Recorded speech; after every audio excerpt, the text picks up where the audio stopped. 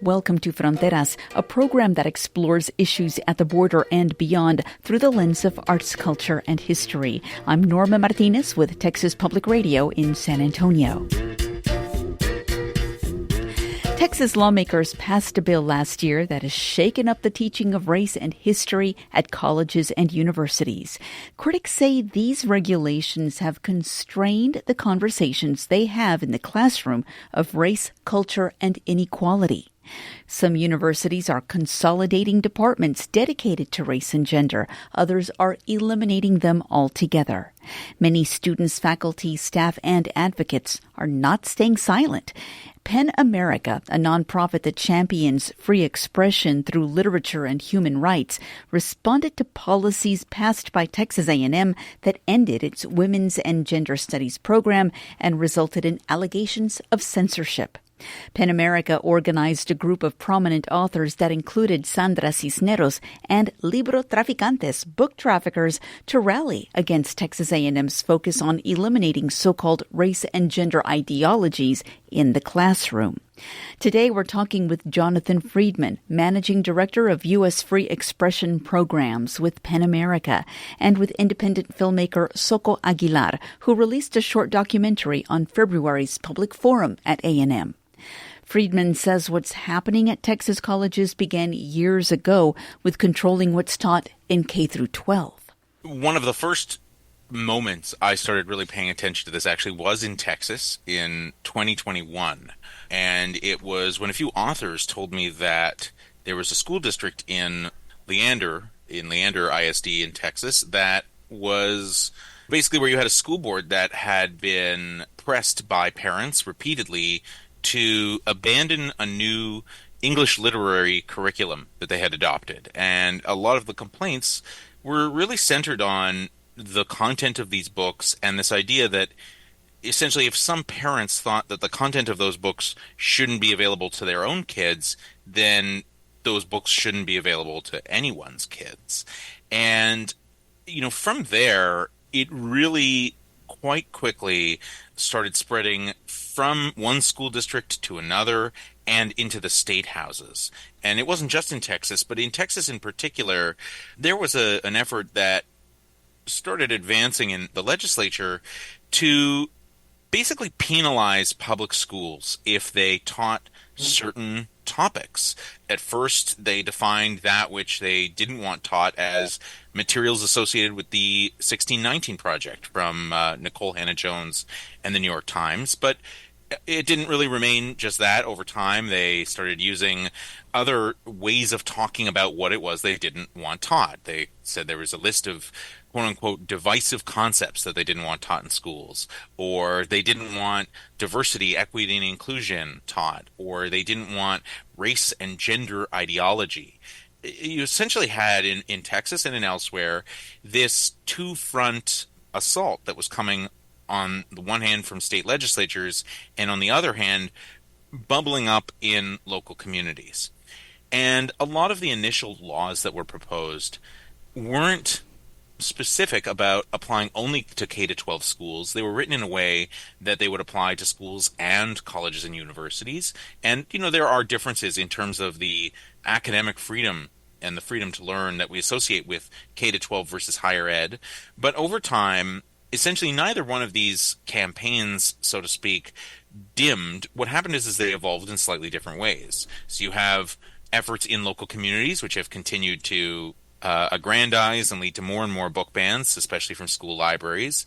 You have bills that have been continually proposed and then passed at the State House that impact K-12 education, and then you have bills that impact higher education. And in the past 6 months to a year in Texas, it's really the assault on the universities that has continued to change and pick up steam and go in some new directions, but it's not like the other things have died out either. So you have this perfect storm where I just keep telling people, we need to talk about Texas because education there is in grave danger. And Soco Aguilar, filmmaker, we're bringing you into this conversation because there is something happening at Texas A&M. We're seeing these clawbacks in this type of, diversity, equity, and inclusion type of instruction. And it was felt particularly harshly at Texas A&M. And you have a short film focusing on what happened there. Can you give us some background on what drew you to A&M and what exactly it was that they did that drew your attention? So when I was very excited to go to Texas A&M with a delegation from PEN America. I have known about PEN for a long time. I'm a member here in PEN San Miguel, and I really admire the work they do with the journalists that are in jail here in Mexico, for example. So I went there ready to what could happen, and as Jonathan can tell you, there was a lot of uncertainty. We didn't know if we were going to be able to have the panel going on or not. So there was all this tension going on, and I tried with my camera to capture the moment as much as I could. And why was I there? I mean, first of all, the university is a place where you can disagree on topics, but you are there for the sole reason to learn about different perspectives and then make your own. I think that's very important. So in almost every issue, there's always shades of gray, like reasonable people disagree on this or that issue. But I think freedom of speech may be the one issue that gray doesn't apply. Because when that starts to happen, it's a red light for something more dangerous and bigger coming on. And Jonathan, I think what probably drew nationwide attention to what was happening at Texas A&M, and this made me think of the Arizona Mexican American Studies book ban, which drew attention because it actually banned a work from Shakespeare, is that in this instance in Texas A&M, the ban was on Plato's Symposium in a philosophy class, which is something that you would not expect to hear. So can you give us a little bit of background on how that was sort of the ground zero of bringing all this attention to Texas A&M in this instance? It really exemplifies, actually, in a way, a pattern all over the country, which is the book or the topic or the bit of curriculum that becomes the thing that is censored is sometimes really unpredictable and strange. The case at Texas A&M, fits a pattern I've seen all over, except it's really unusual to see this in universities. This is what we've been seeing in K-12. And I think that does signal something really significant, particularly for Texas. So in Texas, and again, these things are all interconnected.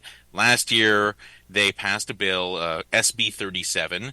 It seems to have empowered the regents of universities in Texas to develop their own new regulations when it comes to what is taught.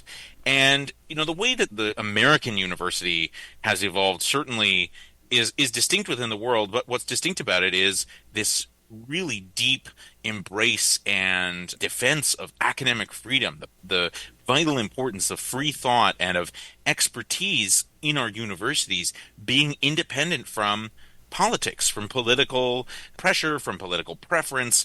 If you want to think about what are the downstream effects of this, and the pun isn't intended, but here it is, what happens when a researcher discovers that something in public water systems is bad for people's health, but the government doesn't want them to tell people about it?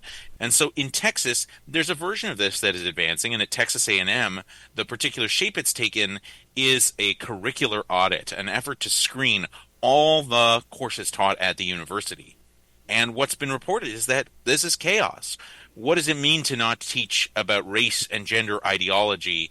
One answer is to say, well, nobody really does that in such a perfunctory way. Nobody really is teaching that, so it's fine. We don't need to review all the courses. But what is really happening is it's an effort to take a vague term and then use it to intimidate people. And so within each school, within each department across the university, you have this bonanza review of all things being taught, all materials in syllabi. And think about the complexity here we're talking about. Universities are huge. Huge number of courses, huge number of topics, huge number of students. And you're going to try and impose control from the government on how people talk, teach, think, read, the prospect of that is outrageous. And in effect, that's what's happened. You have Professor A being told they can't teach a topic that Professor B was told, sure, you can teach that. And so downstream, you have one professor who was essentially told, no, they cannot teach that section of Plato because that section of Plato talks about gender. And the idea that we would almost pretend like that wasn't an important part of, I don't know, Western history, democracy, ancient Greece, which obviously is such an influence on the United States today. And again, try to sort of rewrite the past to excerpt out of it that which we today might think could be quote unquote controversial. It's part of this ideological program. And that's not even everything that's happening in Texas A&M, but that's the main stuff. Jonathan Friedman is the managing director of U.S. Free Expression Programs with PEN America. We're also talking with independent filmmaker Soco Aguilar, whose documentary Censorship at Texas A&M follows prominent writers and activists who bring attention to the ban of Plato's Symposium and other crackdowns on race and gender studies at Texas A&M University. When we come back, Jonathan Friedman says the scaling back of so-called controversial topics hurts students most. Students need to understand that this is a very clear political project that is very anti-democratic and that is pretty hell-bent on depriving them of the robust education that they ought to, receive. Our conversation continues next on Fronteras. Did you know many Fortune 500 companies have a workplace giving program? Workplace giving is an easy way to make tax-deductible donations to the charities you care about, with donations taken directly out of your paycheck and matched by your employer. Visit tpr.org/workplacegiving today to find out if your employer participates in the program. Welcome back to Fronteras. I'm Norma Martinez with Texas Public Radio in San Antonio. Texas communities are crying censorship over book bans at public libraries and public schools. Republican states like Texas are also setting their sights on so-called woke curriculum at colleges and universities that focus on race and gender. Groups like PEN America are leading the charge in defense of academic freedom and free expression. PEN America gathered writers and activists like Chicana writer Sandra Cisneros at Texas A&M University, where material on race and gender has been purged from hundreds of courses. The university also ended its Women's and Gender Studies program.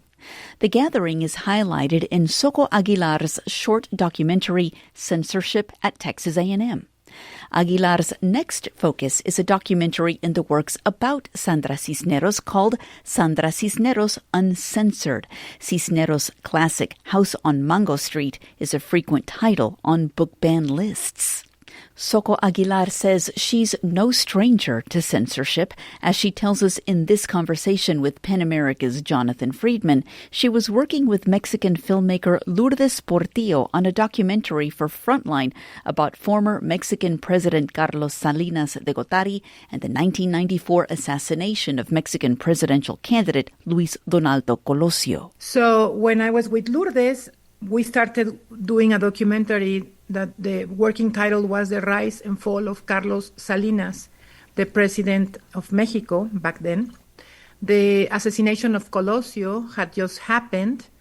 So I started working with Lourdes for Frontline. It was going to be a documentary for Frontline.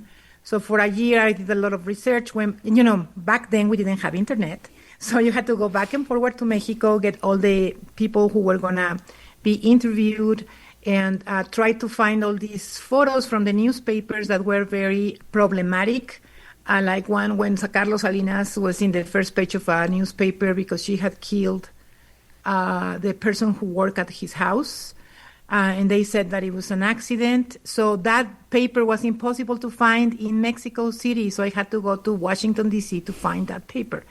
All those things happened, and we worked really hard for a year.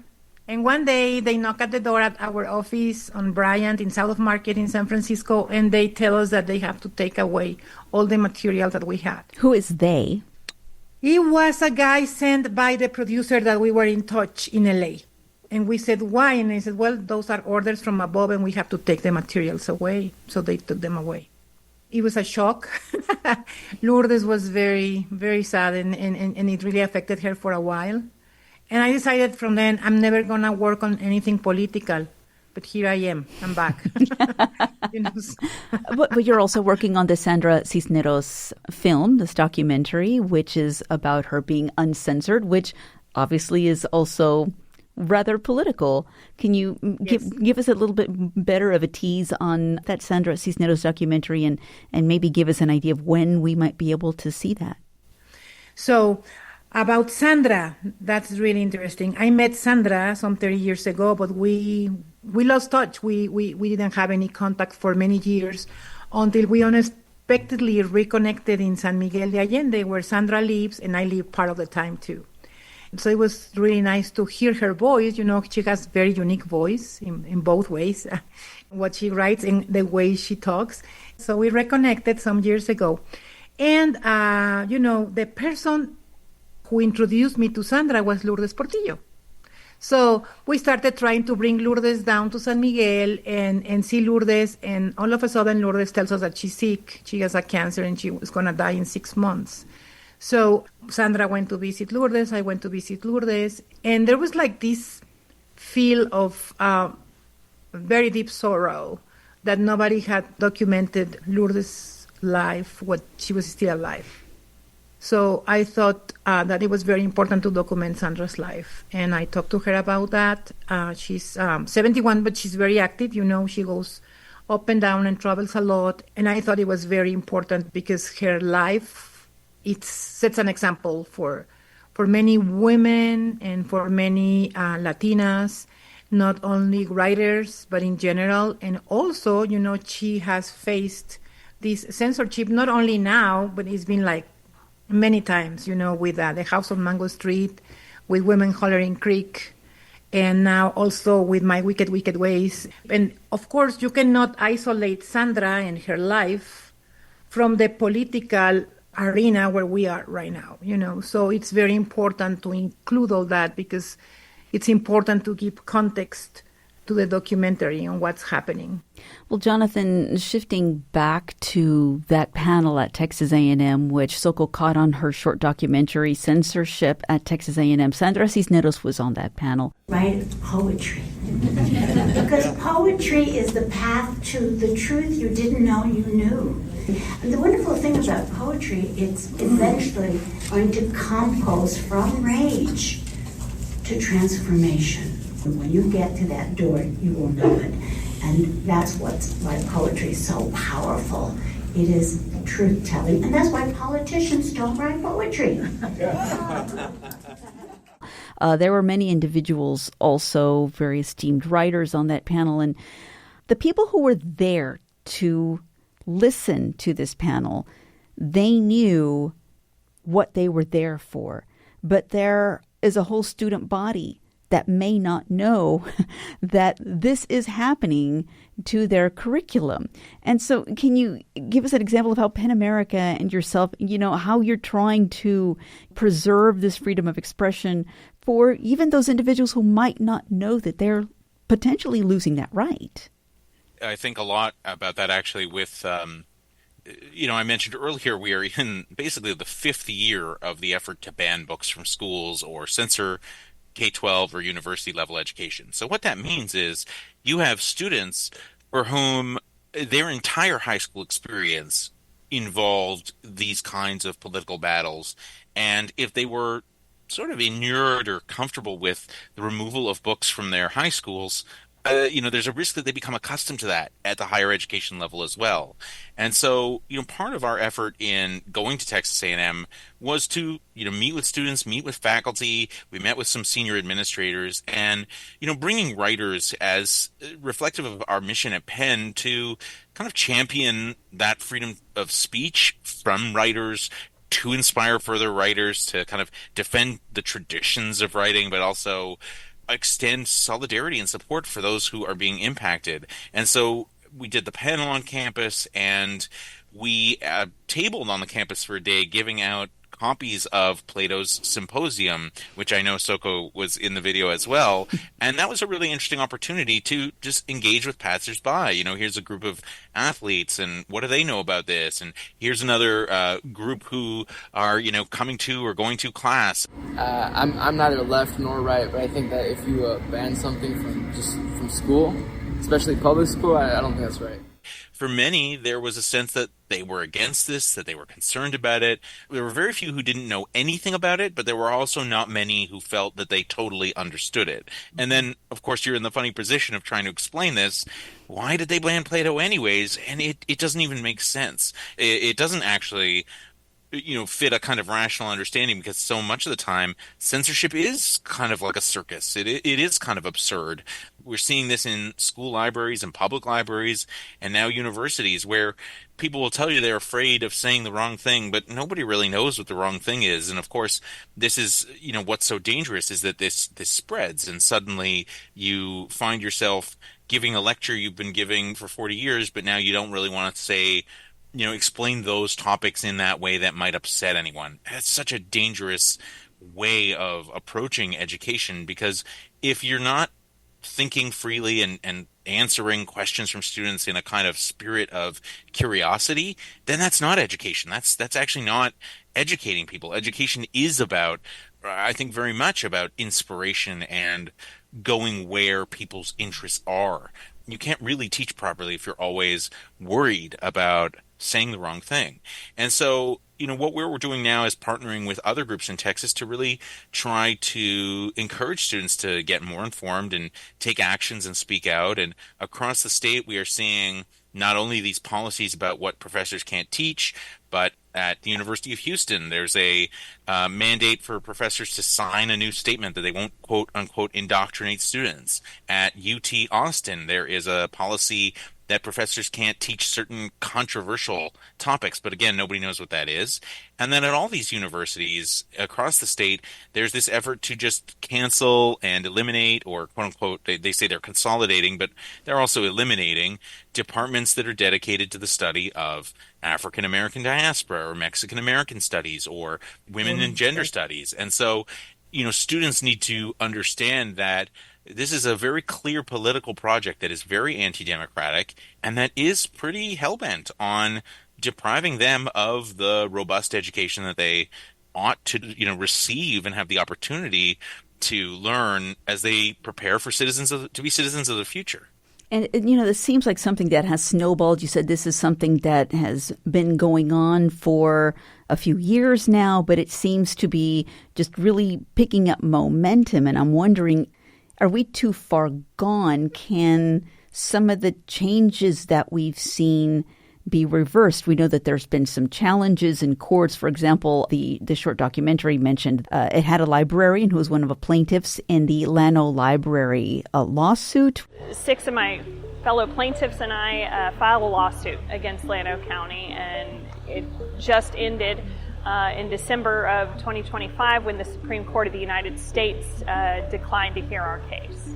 And so the way that the case law stands now is that essentially censorship is legal in every public library in Texas, Louisiana, and Mississippi. But, other than lawsuits and maybe even if there's a change in political party power in Texas, are we too far gone to reverse what we've already been experiencing, Jonathan? We're definitely far gone, I'll say that. But I'm someone who brings a lot of hope to this work, and I have seen and continue to see more and more people get interested and activated around this every day.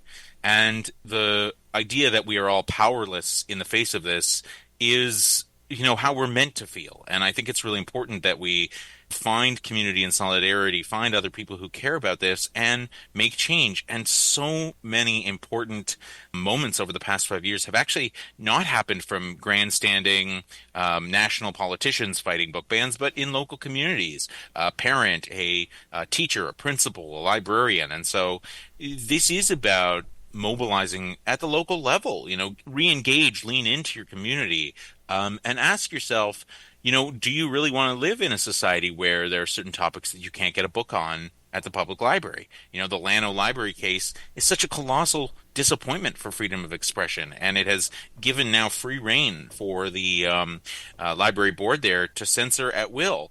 I don't think that's what everyday American citizens want. I don't think they want to live in a society like that. I don't think they want universities where professors are afraid to teach, or schools that can only indoctrinate their kids. I think that is a real affront to the traditions of freedom and liberty that, certainly talk about Texas, right? This is what we've long all been told is part of American tradition and culture. And so I do think that in the long run, yes, people will mobilize and they will push back against this. I think it's a question of how long it takes to get to there from where we are now. But truly, there is more stories emerging all the time, even in Texas.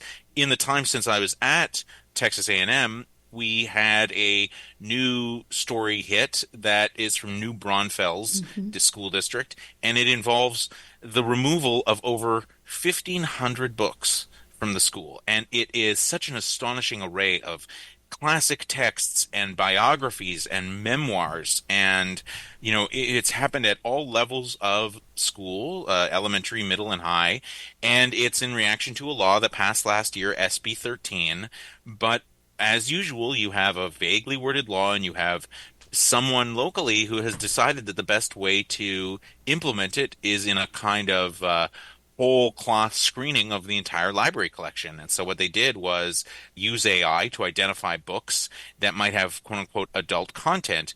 But the thing is, the vast majority of books that are just for a general readership are classified as adult. So anything anybody read in high school English class for the past 50 years is an adult book. If you read Catcher in the Rye or Shakespeare or anything else, those are not considered children's or YA books. They're considered adult books. So no wonder this means they're sweeping up so many things, but it has led to sweeping up books by Sandra Cisneros. But it's books by just about everybody. Shakespeare, Homer, autobiographies, memoirs by Prince Harry, by Michelle and Barack Obama, George W. Bush's memoir about his father, Bill Clinton's memoir, My Life. The list that we've chronicled at Penn America, and you can find this on our website, penn.org, in New Braunfels, is astonishing. Somehow 5 years into this is one of, if not the wildest book ban I have seen. And I've seen quite a few.